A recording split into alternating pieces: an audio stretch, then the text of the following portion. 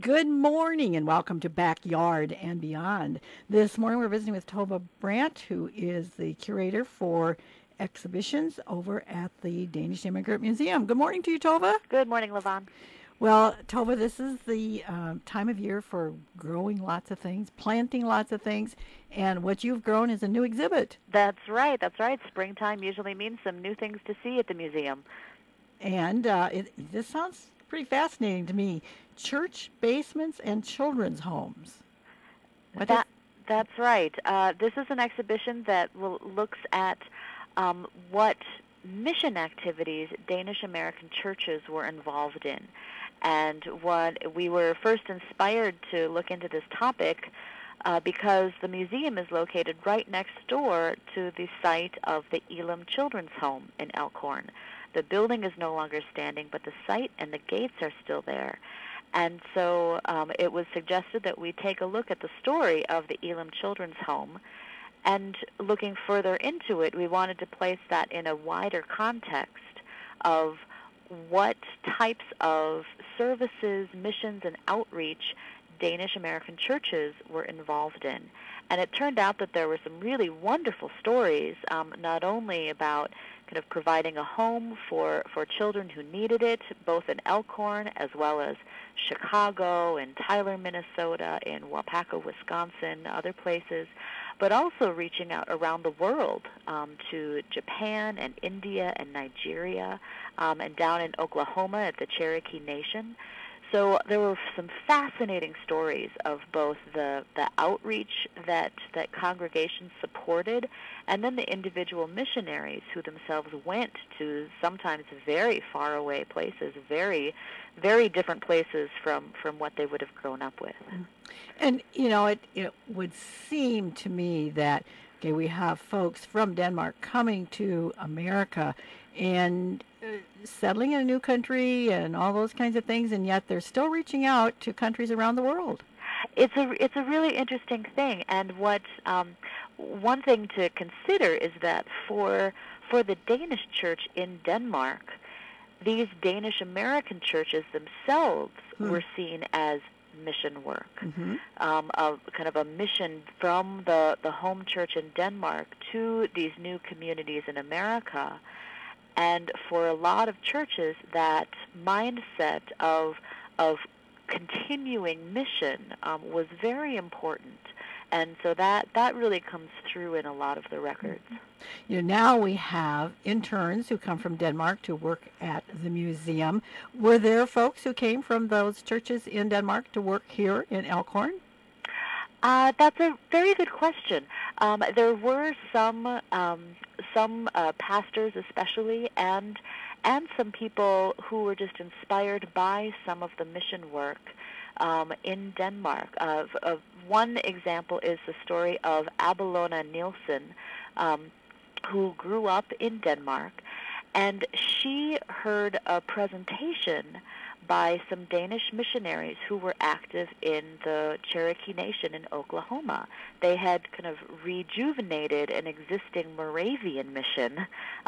So a Moravian mission was kind of taken over by Danish Lutherans, and while they were visiting family back in Denmark, Abelona Nielsen, this young woman, heard them talk and was inspired to travel herself as a young single woman to America, learn English, and make her way down to Oklahoma.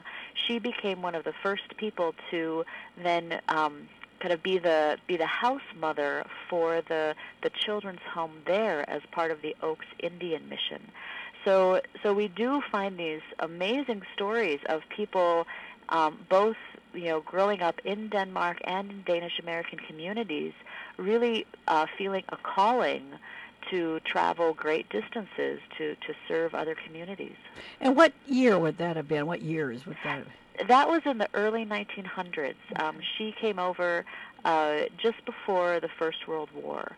And a lot of these missions are started in the 1890s, if we're talking about missions in Japan, missions in India, missions in Oklahoma. The 1890s was a time when a lot of those kind of long-time efforts get organized and started. Mm-hmm. And interesting for me to think about that. It's still lots of challenges to go to many countries for missionaries, but in 1890, 1910, the travel and the communication was just the communication almost non-existent except for letters and that sort of thing. And now look at those kinds of changes. Exactly. The communication and the connections between the people doing the mission work and kind of staying in touch with their families back home and also with the congregations that were supporting their work. That's one of the reasons why we have such wonderful written documentation, is because that was the main way that the missionaries could share what they were doing, who they were serving, what their accomplishments were, and what they needed as more support from the home churches. So a lot of missionaries wrote articles that would be published in Danish and Danish American magazines and newspapers. Some of them wrote books. We see some of them were truly prolific writers. And these articles and books also become almost adventure travel logs. They become a way that the communities back home can learn a little bit about these places very far away. They learn a little bit about the culture, the geography, the history, and so in that way we really see that this mission work becomes a two-way window, a two-way cultural exchange, so that Danish American churches, especially if you're in a fairly rural area, how else are you going to learn about Japan or India or Nigeria? This is one of those ways that they could feel connected and take an interest in and learn about different places in other parts of the world. So in this exhibit, we'll see some of those documents, some of those books. What else will we see in this exhibit? Well, you'll be welcomed by a church basement lady, and that's the church basement part of this exhibition. So many of the actual kind of fundraising activities, learning activities would, of course, taken places in these church basements, and that's where we got the title. And so it was really thanks to women's missionary societies in the Lutheran churches and the Baptist churches and a lot of other congregations that these missionary societies really would organize to raise money to educate themselves about the mission work.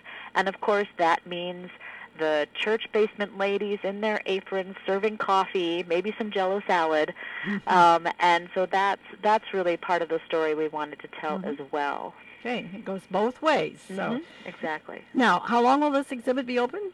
This will be open through October, so all through the summer and into the fall through October 31st. So we could come see that while we're at another special event here coming up at the end of May. That's right. Tivoli Fest is coming soon to Elkhorn and Kimballton. Memorial Day weekend. Most events, special events, happen on Saturday, May 28th. If you want to come for the parade or the Mill to Mermaid run, or come see the museum, and this year especially, we'll have hot air balloons on the museum grounds. Exciting. Which will be a really fun thing to see. Does that mean people can get a ride? You can buy tickets. Yes. There will be a ride at 3 p.m. on Saturday, and tickets are for sale already for a drawing for that ride. Oh, wonderful. I've just done that one short time, but I recommend it to anybody. It's certainly a different feeling when you get up there, and it's so quiet. Quite an experience. So part of the fun for Tivoli Fest. And, of course, you always have lots of other exhibits that are there at the museum. You have those changing ones, but you always have lots of other exhibits. So just remind us your hours. We are open every day of the week. Monday through Friday, we're open 9 to 5, Saturday 10 to 5, and Sunday noon to 5. So we're always open until 5 o'clock. So if you haven't been to Elkhorn, or if you have been to the Danish Museum, hey, there's always something new there, and take your friends and go have a little excursion to the Danish Immigrant Museum. We want to thank you very much, Tova Brandt, for visiting with us. My pleasure. Tova is the curator for exhibitions at the museum. Until next time, nothing to do with the museum, but just in life in general. You know what dust is? That's mud with the juice squeezed out.